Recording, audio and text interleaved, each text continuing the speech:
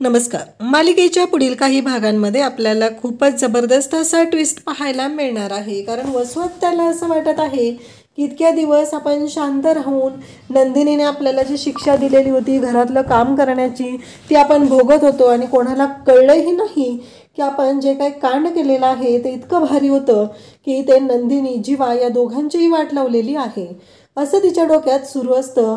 पण तिला कुठं माहिती आहे की तिनं जे कांड केलेलं आहे त्याचा त्रास जरी नंदिनी जीवा या दोघांनाही झालेला असला तरीही ते दोघंजण शांत राहणार नाहीत. कारण त्यांना माहिती आहे की ही कारस्थान करणारी व्यक्ती कोण आहे ते, आणि त्यामुळं ते दोघंही अगदी पेटून उठलेले आहेत. आणि नंदिनीने वसवात्याचं तर थोबाड फोडलेलं आहे, तर जीवाने ज्या भास्करने त्याला फसवलेलं आहे त्या भास्करची वाट लावलेली आहे. हे सगळं कशा पद्धतीने होणार आहे ते आपण आजच्या या व्हिडिओमध्ये पाहणार आहोत.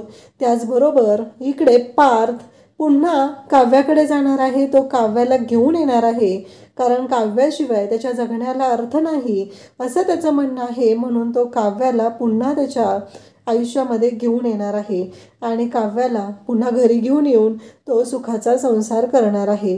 डायरेक्टली पार्थने काव्याला आणलेला आहे. मानिनीने मात्र तिथे विचारलेलं आहे की तो असं का केलेलं आहेस, पण पार्थने एका शब्दाने सुद्धा मानिनीला सांगितलेलं नाही की हे सगळं का केलेलं आहे किंवा या सगळ्या गोष्टी त्याला का कराव्या लागलेल्या आहेत. या कोणत्याच प्रश्नाचं उत्तर इथे पार्थने दिलेलं नाही.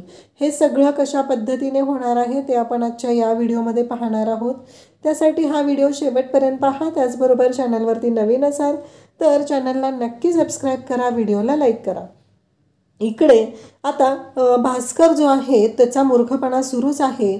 तो म्हणत असतो की जीवा हे बघ कसं आहे माहिती आहे का, इन्व्हेस्टरनी हे केलेलं आहे आणि त्यांनी ही जमीन घेतलेली आहे, त्यासाठी पैसेही मोजलेले आहेत, त्यामुळं आत्ता आपण काहीही करू शकत नाही. तो म्हणतो माझी आयडिया, मला काही काम करायचं नाही आहे तुमच्याबरोबर, तुम्ही बघा काय करायचं आहे ते. त्याच्यावरती लगेचच त्याचं असं म्हणणं असतं की हे बघ, तू क्लॉज नीट वाचलेला नाही आहे का, तू पेपर साईन केलेले आहेत. तेव्हा जीवा म्हणतो म्हणजे हे बघ, ज्या अर्थी पेपर साईन केले होते त्या अर्थी ही आयडिया आता माझी झालेली आहे आणि तू त्याच्यावरती कोणताही दावा ठोकू शकत नाही. ती आयडिया माझी आहे आणि त्या आयडियानुसार आता मी काम करणार आहे असं भास्कर सांगत असतो, कारण त्याचे राईट्स आता माझ्या ताब्यात आलेले आहेत. तेव्हा मात्र जीवाला नंदिनीला धक्का बसतो. नंदिनी म्हणू लागते काय बोलताय तुम्ही हे सगळं. त्याचवेळी काव्याला आता एक गोष्ट कळलेली आहे. काव्याने घर तर देशमुखांचं सोडलेलं आहे. ती रागाने निघून आलेली आहे आणि रस्त्यात तिला गुरुजी भेटतात. जेव्हा गुरुजी तिला भेटतात तेव्हा ती गुरुजींना विचारू लागते आणि त्याचवेळी गुरुजींनी तिला सांगितलेलं आहे की मार्ग खूप खडतर आहे, तुला तो पार करावा लागणार आहे. तेव्हा काव्या म्हणते कितीही खडतर मार्ग असला तरीही तो पार करायची तयारी माझी आहे. त्यावरती गुरुजी म्हणत असतात की तुला एकटीला सहन करावं लागणार नाही, तर तुझ्यासोबतच या सगळ्या गोष्टी पार्थला सुद्धा सहन कराव्या लागणार आहेत. आणि त्या क्षणी धक्का बसलेला आहे तो म्हणजे काव्याला. काव्या म्हणते काय, मग ती गुरुजींना विचारते याच्यावरती उपाय काय आहे. तेव्हा गुरुजी सांगू लागतात की याच्यावरती एकच उपाय आहे आणि याच्यावरती असलेला उपाय म्हणजेच की तुला काहीही करून एक गोष्ट करावी लागणार आहे आणि ती म्हणजे तुला पार्थसोबतच राहावं लागणार आहे. हे ऐकल्यानंतर मात्र आता काव्याला धक्का बसतो. काव्या म्हणते काय बोलताय तुम्ही हे सगळं. तेव्हा गुरुजी सांगू लागतात की हो, जे खरं आहे तेच बोलत आहे, तुला पार्थसोबतच राहावं लागणार आहे आणि त्याच घरात जाऊन राहून हे सगळं तुला सोडवावं लागणार आहे. आता काव्याच्या पायाखालची जमीन सरकते, तिला कळायचं बंद होतं. ती म्हणू लागते की काय बोलताय तुम्ही हे कसं शक्य आहे, आता मी कसं जाऊ. मानिनी काकूंनी मला घरातून हाकलून दिले, त्यांचं असं म्हणणं आहे की मी त्यांच्या मुलाला फसवते आणि आता जर मी पुन्हा त्या घरात जाऊन राहायला लागली तर या कोणत्याच गोष्टीला अर्थ राहणार नाही असं ती सांगत असते. तेव्हा मात्र गुरुजी म्हणतात की हे करावं लागेल. तेव्हा काव्या म्हणते की चालेल, मी हे सगळं करायला तयार आहे असं म्हणत काव्याने आता पुन्हा पार्थसोबत देशमुखांच्या घरी जायचं ठरवलेलं असतं. आणि पार्थला जेव्हा आता इथे काव्या दिसत नाही आहे, पार्थ विचारू लागतो की आई काव्या कुठं आहे, मला सांग तू काव्या कुठं आहे असं जेव्हा तो म्हणत असतो तेव्हा मात्र मानिनी म्हणत असते की गेली असेल घर सोडून आणि असं रागाने बोलते. तेव्हा पार्थला धक्का बसतो. पार्थ म्हणतो काय म्हणालीस तू. तेव्हा मानिनी म्हणते की हो तेच सांगितलंय, मी गेली असेल घर सोडून, मला नाही माहिती ती कुठे आहे आणि तिचं काय चाललेलं आहे. हे ऐकल्यानंतर पार्थला धक्का बसतो. पार्थ म्हणतो की काय बोलतेस तू आई, तू आई अशी नव्हतीस, मला माहिती आहे तू काहीतरी ह्या गोष्टी चुकीच्या पद्धतीने हे करते, काव्याच्या बाबतीत तू चुकीचा विचार करत आहे, असं जेव्हा सांगितलं जात असतं तेव्हा मात्र इकडे पार्थला धक्का बसतो आणि पार्थ आता घरातून बाहेर पडू लागतो. का तर काहीही झालं तरीही काव्याला शोधून घरी आणायचं आहे. आणि इकडे भास्करची वेगळीच नाटकं असतात. भास्करने आता 15 दिवसांची मुदत नंदिनीला दिलेली आहे आणि सांगितलेलं आहे या 15 दिवसांमध्ये तुम्ही तुमची सोय करा, अन्यथा आम्हाला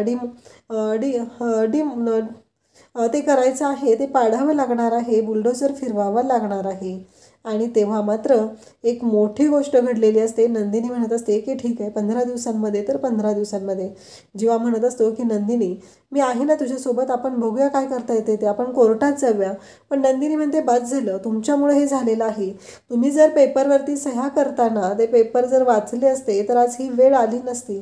जेव्हा तुमच्या लक्षात येतंय का ह्या सगळ्याला जबाबदार तुम्ही आहात.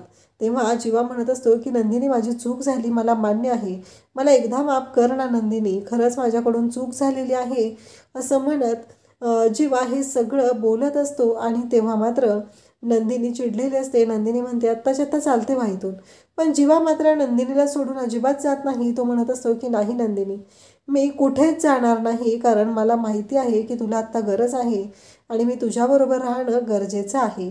तू कितीही मला नाकारलंस तरीही मी तुझ्याबरोबरच आहे, असं इकडे जीवा नंदिनीला सांगत असतो. तेव्हा मात्र भास्कर जो आहे त्याचा आता प्लॅन सुरू झालेला असतो. त्याला वसूने फोन करून सांगितलेलं असतं की असं असं मला भेटायला ये. आणि भास्कर एका कॅफेमध्ये आता गेलेला असतो. तेव्हा त्याच कॅफेमध्ये रम्या आणि वसू त्या दोघीही ऑलरेडी येऊन थांबलेले असतात. आणि जेव्हा या दोघीजणी पाहतात तेव्हा मात्र खूप मोठी गोष्ट घडते. ती म्हणजे रम्या म्हणत असते की कोण आहे ती व्यक्ती, तू ज्या व्यक्तीबद्दल मला सांगत होती, जी व्यक्ती आपल्याला फोनवर बोलत होती, कोण आहे ती फोनवाली व्यक्ती, असं रम्या वसूला विचारत असते. तेवढ्यातच वसू म्हणत असते अगं थांब जरा वेळ, येईल ती व्यक्ती, नको काळजी घेऊ करूस तू, असं सांगू लागते. आणि तेव्हा समोरून ती व्यक्ती येते आणि तेव्हा मात्र इकडे रम्या म्हणते काय भास्कर काका, म्हणजे भास्कर हा रम्याच्या त्याचबरोबर पारच्या आणि नंदिनीच्या वडिलांचा मित्र. आता ह्या भास्करला त्यांनी एकत्र बोलवलेलं आहे आणि त्यांनी प्लॅन केलेला असतो. आणि तो प्लॅन त्यांचा असा ठरलेला असतो की आपण मिळून नंदिनीची वाट लावायची. कारण नंदिनीने प्रत्येक वेळेस त्यांना असं सांगितलेलं होतं की नंदिनीमुळं त्यांच्या शनियाचं लग्न मोडलं, शनियाचं स्वप्न धुळीला मिळालं, गेली 2 महिने झालं शनिया त्रास सहन करत आहे आणि त्या नंदिनीला मी सोडणार नाही, असं म्हणत भास्करने आता वसुंधराची साथ दिलेली असते. इकडे पार्थ काव्याला शोधायला आलेला असतो आणि तो काव्याला शोधतो आणि पुन्हा घेऊन येतो.